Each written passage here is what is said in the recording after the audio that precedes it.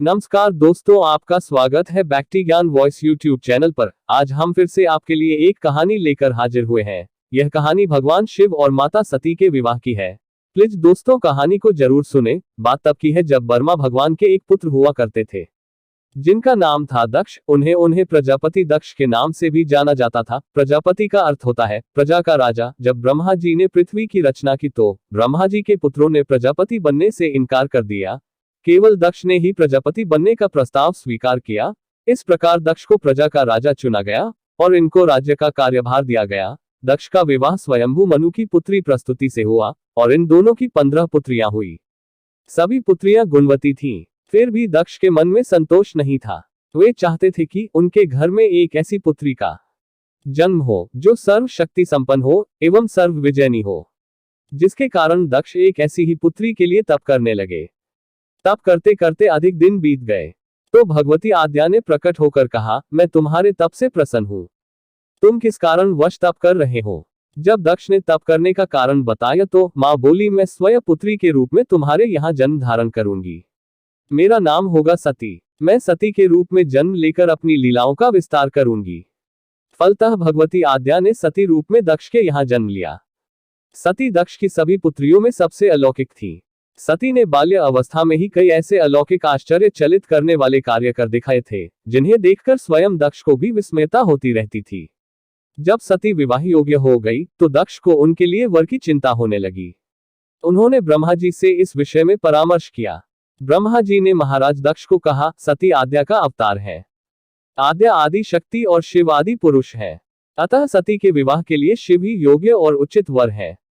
राजा दक्ष ने ब्रह्मा जी की बात मानकर सती का विवाह भगवान शिव के साथ कर दिया। सती कैलाश में जाकर भगवान शिव के साथ रहने लगी।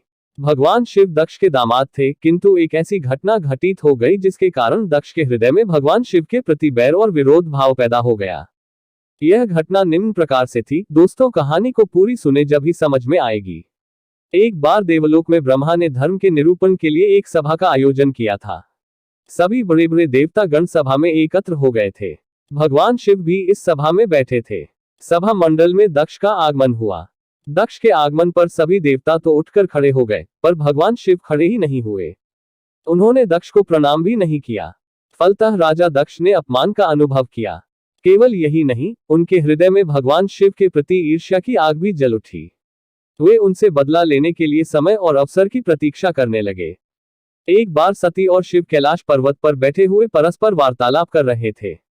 उसी समय आकाश मार्ग से कई विमान कनखल की ओर जाते हुए दिखाई पड़े। सती ने उन विमानों को देखकर भगवान शिव से पूछा, प्रभो, ये सभी विमान किसके हैं और कहां जा रहे हैं? भगवान शकन ने उत्तर दिया, आपके पिता ने बहुत बड़े एक यज्ञ का आयोजन किया है। समस्त देवता और देवांगनाएं इन विमानों में बैठकर उसी यज्ञ में सम्मिलित होने के लिए जा रहे हैं। इस पर सती ने दूसरा प्रश्न किया, क्या मेरे पिता ने आपको यज्ञ में सम्मिलित होने के लिए नहीं बुलाया? भगवान शंकर ने उत्तर दिया, आपके पिता मुझसे बैर रखते हैं, फिर वे मुझे भला क्यों बुलाने लगे? सती मन ही मन सोचने लगी, फिर बोली, यज्ञ के इस अवसर पर अवश्य मेरी सभी बहनें आई होगी। उनसे मिले हुए बहुत दिन हो गए। है प्राणनाथ, यदि आपकी अनुमति हो जाए तो मैं भी अपने पिता के घर जाना चाहती हूँ। यज्ञ में सम्मिलित हो लूंगी और बहनों से भी मिलने का सुअवसर मिलेगा। भगवान शिव ने उत्तर दिया, देवी, इस समय वहां जाना उचित नहीं होगा। आपके पिता मुझसे जलते हैं। हो सकता है वे आपका भी अपमान करें। बिना बुलाए किसी के घर जाना उचित नहीं होता है। इस पर सती ने प्रश्न किया, ऐसा क्यों? भगवान शिव ने उत्तर दिया, विवाहिता लड़की को बिना बुलाए पिता के घर नहीं जाना चाहिए, क्योंकि विवाह हो जाने पर लड़की अपने पति की हो जाती है।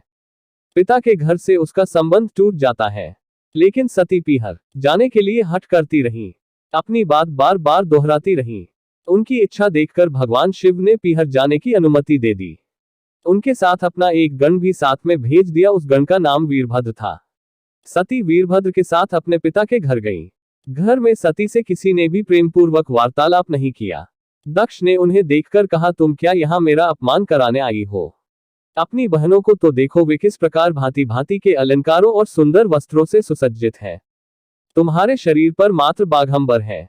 तुम्हारा पति शमशानवासी और भूतों का नायक है।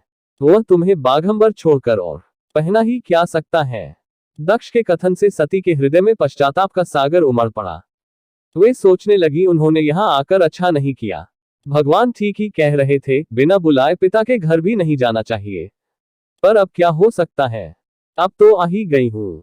पिता के कटु और अपमानजनक शब्द सुनकर भी सती मौन रही। वे उस यज्ञमंडल में गईं जहां सभी देवता और ऋषि मुनि बैठे थे, तथा यज्ञकुंड में धू धू करती जलती हुई अग्नि में आहुतियां डाली जा रही थी। सती ने यज्ञमंडप में सभी देवताओं के तो भाग देखे, किंतु भगवान शिव का भाग नहीं देखा। वे भगवान शिव का भाग न देखकर अपने पिता से बोली, पितृश्रेष्ठ यज्ञ में तो सबके भाग दिखाई पड़ रहे हैं, किंतु कैलाशपति का भाग नहीं है। आपने उनका भाग क्यों नहीं रखा? दक्ष ने गर्व से उत्तर दिया, मैं तुम्हारे पति शिव को देवता नहीं समझता। वह तो भूतों का स्वामी, नग्न रहने वाला और हड्डियों की माला धारण करने वाला है। वह देवताओं की पंक्ति में बैठने योग्य नहीं है। उसे कौन भाग देगा? सती के नेत्र लाल हो उठे, उनकी भौहें कुटिल हो गईं। उनका मुखमंडल प्रलय के सूर्य की भांति तेजोदीप्त हो उठा। उन्होंने पीड़ा से तिलमिलाते हुए कहा, ओह, मैं इन शब्दों को कैसे सुन रही हूं, मुझे धिक्कार है। देवताओं, तुम्हें भी धिक्कार है। तुम भी उन कैलाशपति के लिए इन शब्दों को कैसे सुन रहे हो, जो मंगल के प्रतीक है और जो क्षण मात्र में संपूर्ण सृष्टि को नष्ट करने की शक्ति रखते हैं। वे मेरे स्वामी हैं। नारी के लिए उसका पति ही स्वर्ग होता है। जो नारी अपने पति के लिए अपमानजनक शब्दों को सुनती है, उसे नरक में जाना पड़ता है। पृथ्वी सुनो, आकाश सुनो और देवताओं, तुम भी सुन लो, मेरे पिता ने मेरे स्वामी का अपमान किया है।